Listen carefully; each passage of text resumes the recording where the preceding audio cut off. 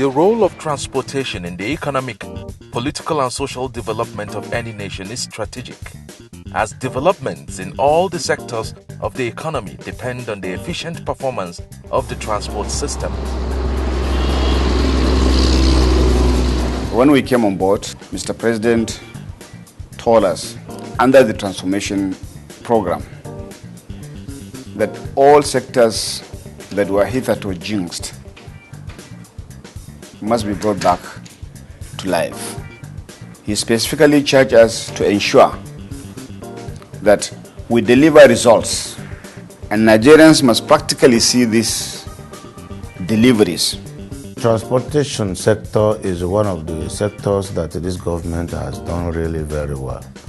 For instance, normal train services resumed from Lagos to Kano, and that is one way of easing the tension, removing the sufferings and hardship of the common man.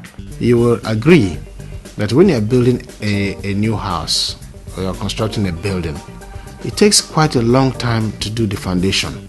So we have spent the last couple of years building the foundation. So we now have a very solid foundation upon which we can develop rapidly. So I expect that by the end of 2013, Nigerians will see visible evidence of what has been going on for the last 2 years. The transport subsector is an integral part of the infrastructure component of the transformation agenda of the administration of President Goodluck Jonathan and the National Vision 2020. The focus of the administration is to develop an adequate, safe, environmentally sound, efficient and affordable integrated transport system within the framework of a progressive and competitive market economy. No country in the world progresses and prospers without an effective and efficient transport system, particularly in the railway. There is no way the economy can be stimulated. There is no way the economy can progress if you don't have an effective railway system. The performance of the transportation sector is sensitive to the price of everything, because the operations of different industries and sectors revolve around the use of vehicles, trains, ships, or aircraft, which are the commonest means of transportation. In Nigeria over the years, efforts by past governments to revamp the transport sector have yielded little or no results until recently.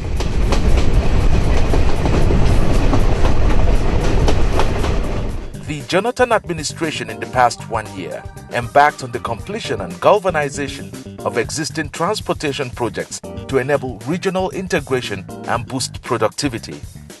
The President's transformation agenda in the transport sector today is predominantly about having safe and affordable alternative modes of transport to roads, and that is why over the past few years there has been a lot of emphasis on the revitalization of railways and inland waterways.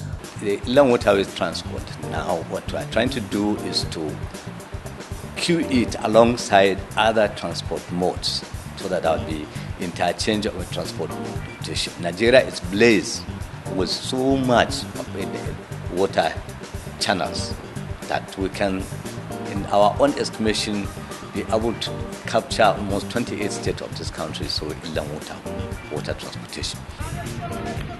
The road transport subsector is very active, with government encouraging road transporters and the private sector with incentives. The government has decided as a policy that government provides incentive through the investment bank, the infrastructure bank. The private sector now goes and acquires the buses through the infrastructure bank. Then they'll be using these buses, and then they'll be paying as it were, because the investment bank is supposed to be recruiting whatever would have been extended to the private sector. I want to appreciate their efforts, and we believe that they will do more. But this is a good beginning. Restoration of railways, maritime safety and security, enhancement of water transportation, and human capital development in the transport sector are key to the challenges of 21st century Nigeria. When the president came, he said he's going to cause a revolution in the maritime sector. He demonstrated that resolve by calling a maritime retreat, a presidential maritime retreat, where consensus on key issues were arrived at, particularly issues that have to do with building capacity for Nigerians. We have embarked on massive training because when these concessionaires came in, they came in with sophisticated staff, well-trained staff from all over the world. So it is a challenge to us to make sure that our staff as well are trained in order to meet the challenges, the new challenges that have been brought in by this concessionaire. In the area of inland water transportation, the lower river Niger from Baro in Niger State to Warri in Delta State, with 572 kilometers covering many states, has been successfully completed, thereby making the channel open and accessible for vessels to convey cargo through the dredged waterways. The dredging of the lower river Niger from Warri in Delta State to Baro in Niger State has made tremendous progress. The capital, what we call the capital dredging, has been completed in all the 5 lots within the channel. Now, what is going on now is the maintenance dredging, which is going to end this year. We thank God for the federal government by bringing this idea of dredging. What can pass inside water, if you use like this our small barge here, the load you put here, even 3 trailer cannot pack it, because by the time the dredging and then finish the dredging, and you know, see the water level will full. So everybody will benefit, even the government, the federal government, everybody will benefit. The high water, you can bring in barges from Port Harcourt to Lagos through this to both part of River Benue up to Yola, and also River Niger up to Yauri. But in low tide, which is almost half of the year, you can't bring in those tides. So the dredging is to address this problem so that there will be an annual or continuously yearly transportation. The completion and formal commissioning of the Onitsha River Port is not in isolation. Other ports and jetties to enhance inland water transportation are nearing completion. The process for the dredging of the River Benue is about to expand inland water transportation in the country. Similarly, the dredging of the Orashi River to link the Oguta Lake to Tegema in Rivers State and the Atlantic Ocean is ongoing. A number of river ports have been developed. We are constructing the Baro River Port. The Lokoja River Port is being constructed. Of course, we are fully aware that Mr. President has commissioned upon completion the Onitsha River Port. The idea now is simply if you can be able now to bring in, let's say, a container from China, it can come to the port, and then that container now can be moved into the water as far as Onitsha, as far as Lokoja, as far as Makodi, Yola, and on the other side of the River Niger, can move into Baro, you can move it to up to Jeba, to Yauri. The ports are supposed to be intermodal areas for exchanges of goods, connectivity with the road and the rail. So on the waterways aspect, we are building these ports to actually serve the dredged River Niger, and this is one of the 3-4 ports that are under construction now. The port reforms carried out by the Jonathan administration has generated tremendous improvement in the sector with the achievement of 24 hours port operations, especially in Lagos ports. Previously, it may take even 7 days, depending on the cargo, as I said. I can tell you that as of today, it may take surprisingly 2-3 hours to clear containerized cargo, but it may take maybe 2 days, 3 days to clear bulk cargo. The federal government is also to develop deep sea ports under PPP in Lekki and Badagry in Lagos State, Ibaka, Akwa Ibom State, and Olokola in Ogun State. We are, of course, encouraging the development of these inland container depots across the country. Right now, in each of the 6 geopolitical zones, we have one place that is being developed. We already have a new port that is coming in at Lekki. We call it Lekki Port. There is also a plan to have another port in Badagry. And then there's another one that is around Ogun Ondo access, that is the Olokola port. You can see people are coming in because they realize the potential of the country. Nigeria is a very dynamic economy. 2-3 years' time, you'll see quite a number of things that are coming up. The Nigerian Seafarers Development Program, presently managed by NIMASA, is programmed to train cadets for skillful and professional manpower to operate in the maritime sector of the economy.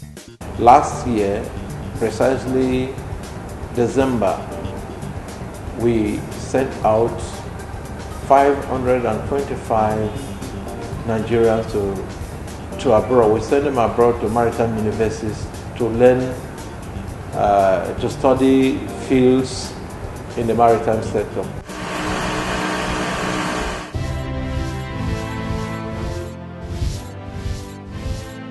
The policy thrust of President Goodluck Jonathan's administration is anchored on the transformation of all sectors of the Nigerian economy and governance processes. Watch the Transformation Agenda, a new and insightful television series on the issues, policies, President has done his work, and actions of the federal government. Our aerotropolis is very elaborate, has huge business potentials and opportunities and enablers. Now you can keep tabs with the President's promise because you have the right to know. The Transformation Agenda, showing on NTA every Saturday at 6 p.m.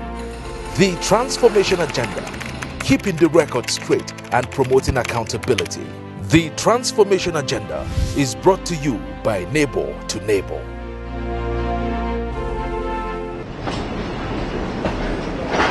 The railway sector, which has remained a source of concern due to decaying infrastructure, is now revived and restored for the benefit of Nigerians, with over 3,000 kilometers of rail lines being rehabilitated across the country. The administration has procured 29 new locomotives, 20 new tank wagons, and refurbished 240 coaches and wagons to bring life back again.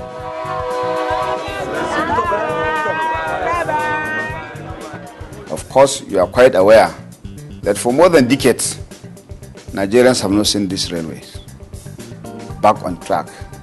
Today, I'm happy that that has been achieved.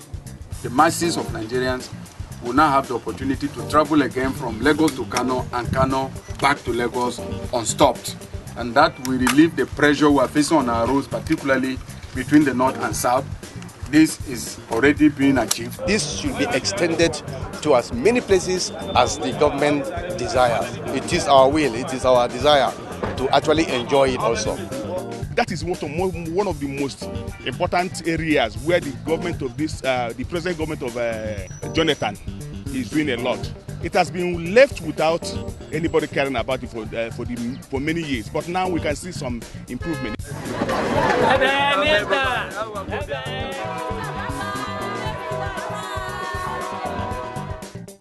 The Lagos-Ibadan-Ilorin passenger train services kicked off last year.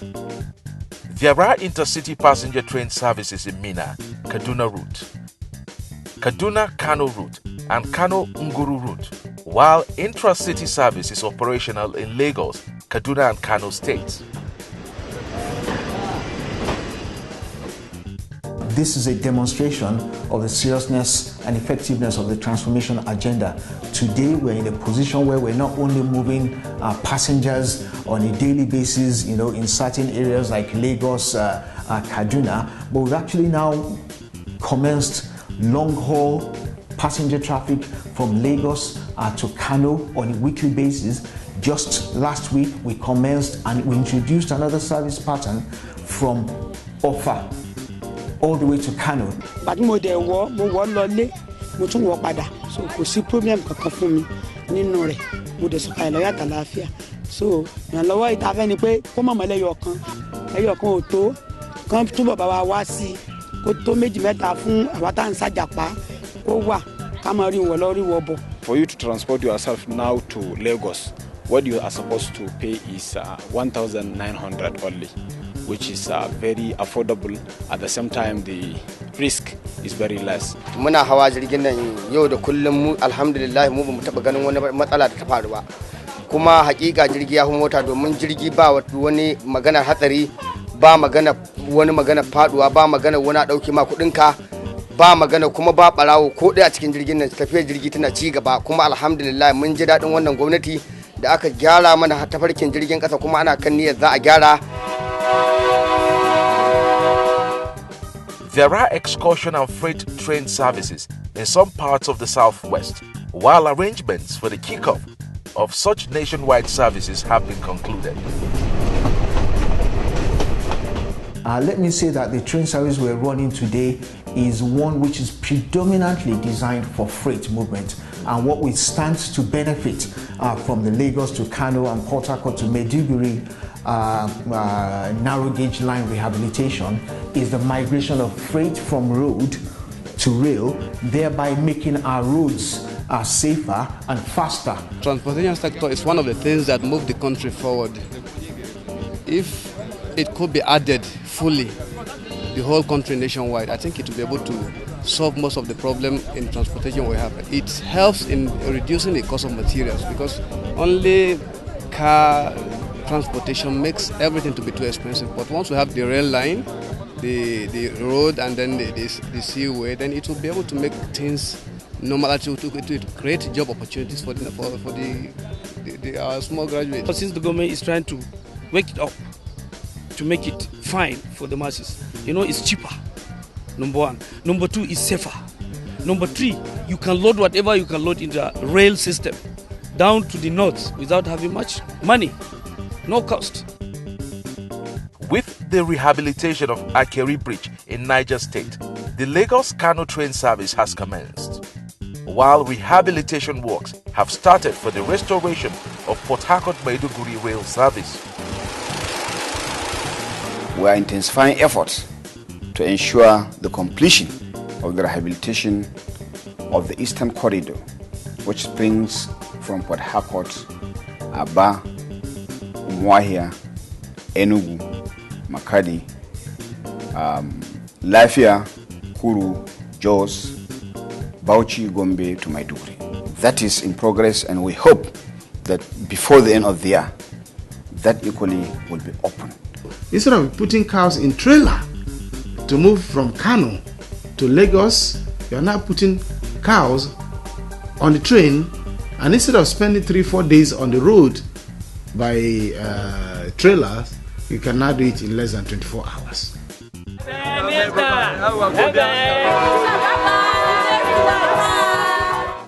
The Nigerian Railway Act of 1955, which restricted the ownership and operation of train services to the federal government, is now being amended for local, state governments and private sector participation in the ownership and operation of train services. In that it's a partnership which has been signed between General Electric and the federal government of Nigeria, which will see the General Electric facilitating a private sector consortium that will assemble 200 locomotives here in Nigeria over the next 10 years. A coastline rail network is also on course to link Benin, Sapele, Warri, Yenagoa, Port Harcourt, Uyo and Calabar. The Ministry of Transport has, under the Jonathan administration, developed a 25-year strategic vision for Nigerian railways. We intend to ensure that we put in place a strategy that will guarantee sustenance. The President is so determined not only to ensure that the services that have resumed on the narrow gauge is maintained and sustained, but that the modern lines are equally on track. We increased our mass transit train from 2 a day. We are now running 16 trains per day.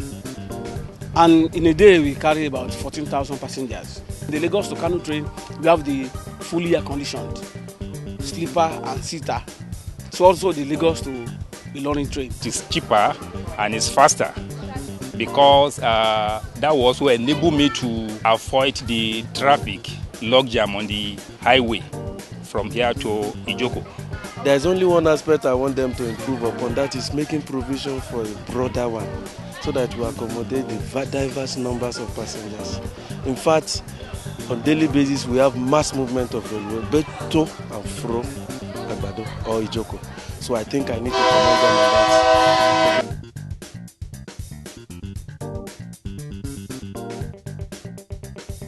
The modernization of Nigerian railway system does not stop at locomotive engines alone.